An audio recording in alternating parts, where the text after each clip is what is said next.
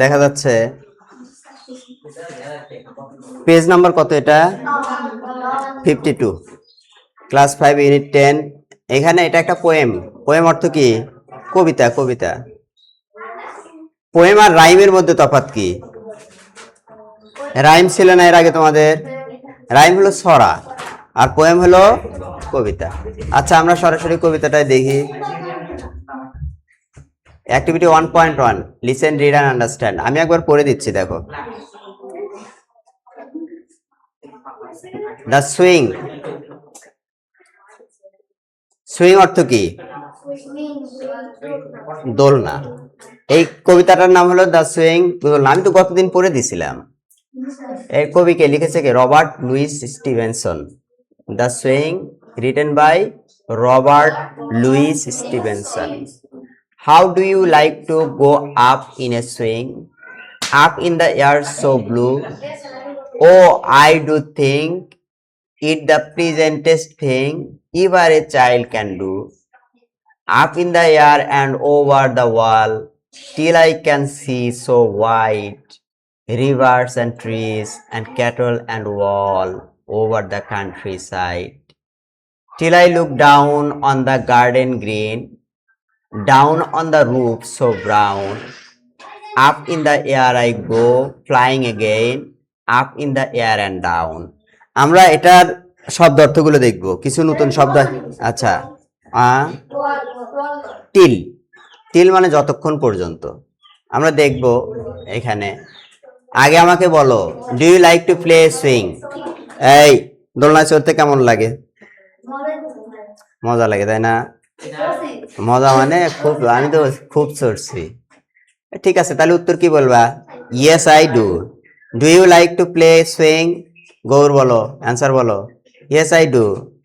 গতদিনে শিখেছিলাম কিভাবে অ্যান্সার করতে হয়। Where can you see a swing? Where can you see, তুমি কোথায় দেখতে পাও একটা সুইং? দোলনা কোথায় দেখা যায়? I can see a swing in a park. আমি পার্কে দেখতে পাই। ভালো কথা বলছো। How do you feel when you ride a swing? যখন সুইং এ ওঠো কেমন অনুভব করো? I feel happy. Okay. What can you see? What can you see from a swing? Swing থেকে কি কি দেখা যায়?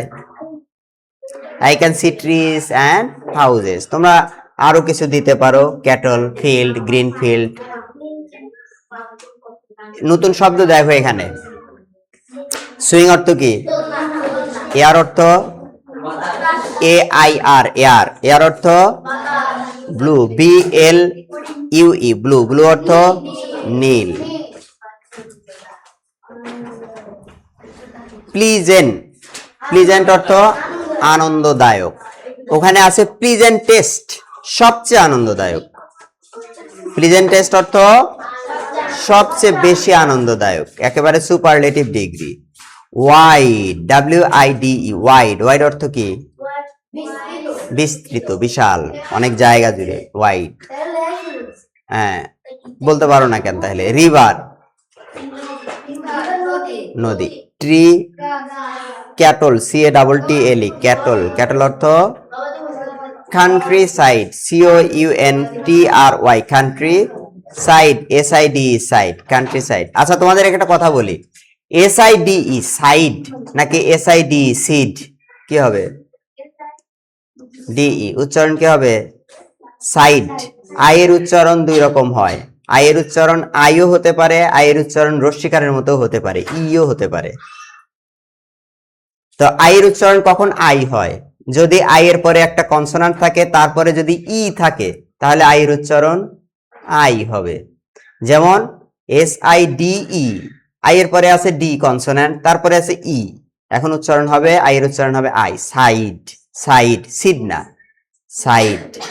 এরকম মনে করো যে nine, N I N E, তাহলে আয়ের পরে এন, তারপরে ই আসে, এই জন্য আয়ের উচ্চারণটা করতে হবে আই।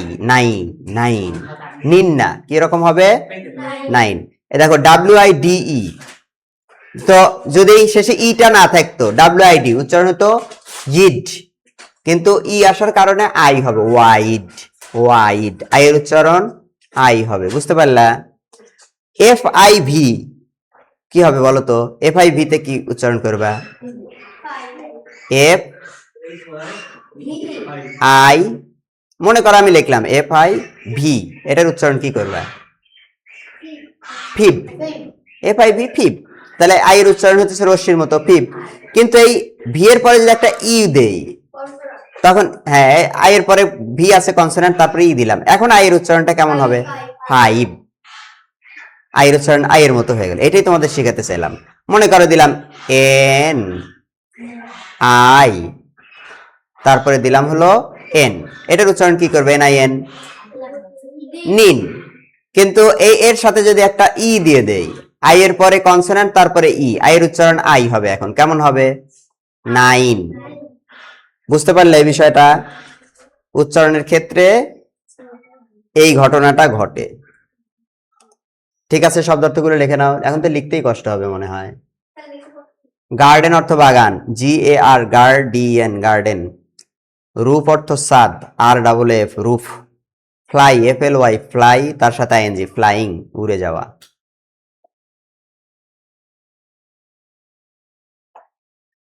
আচ্ছা, আমরা এটা একটু দেখে আসি, শেষে আমি এটা তোলার জন্য সময় দিব।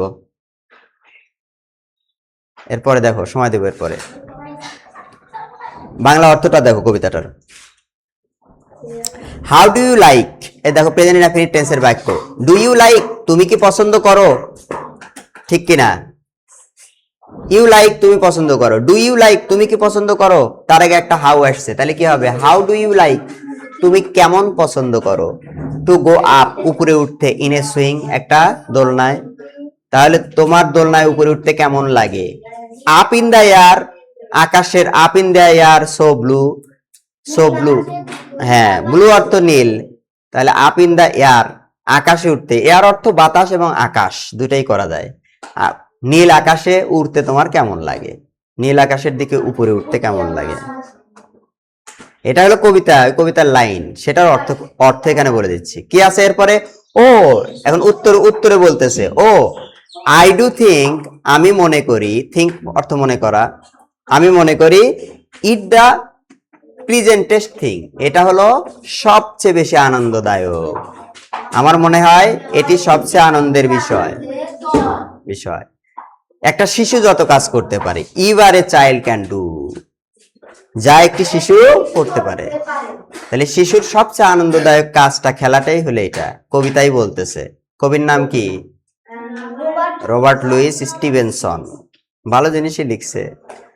পরের পায়ার সেকেন্ড স্ট্যান্জাতে কি বলছে? Up in the air and over the wall, দোলনার উপরে উঠলে দেয়ালের ওপার পর্যন্ত দেখা যায়। ঠিকই, আপ ইন দ্য এয়ার, যখন তুমি ইয়াতে এয়ারে উঠবে, বাতাসে উড়বে, আকাশে উড়বে।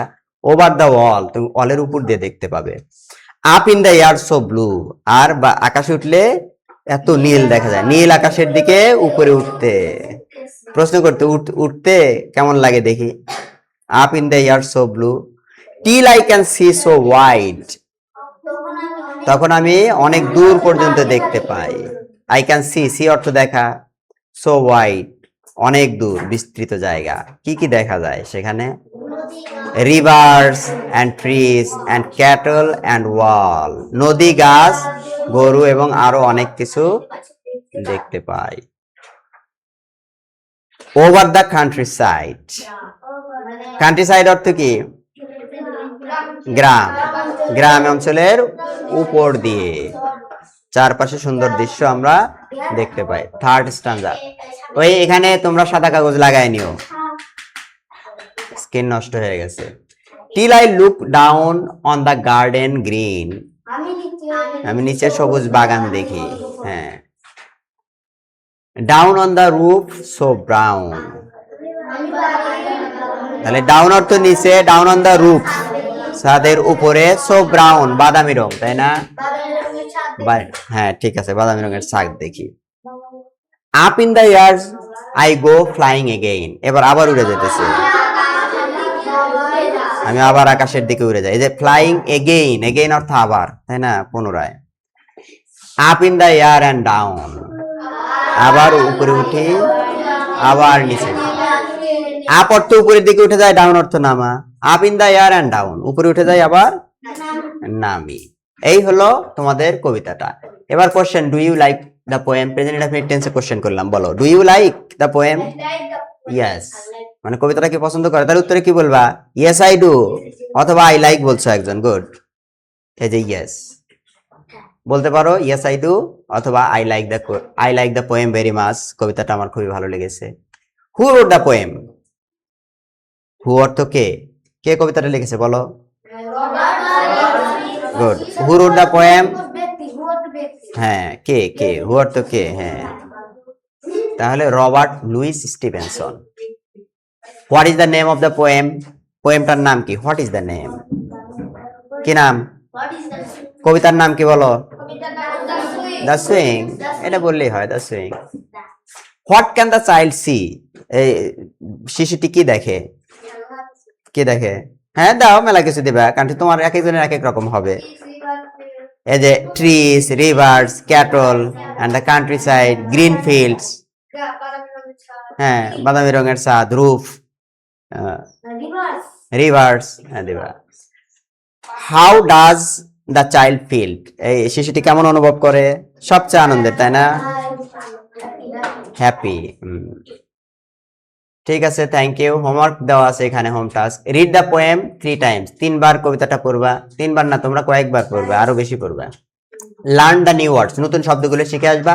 রিসাইট দ্য পোয়েম, পোয়েমটা রিসাইট, আবৃত্তি করতে শিখবা।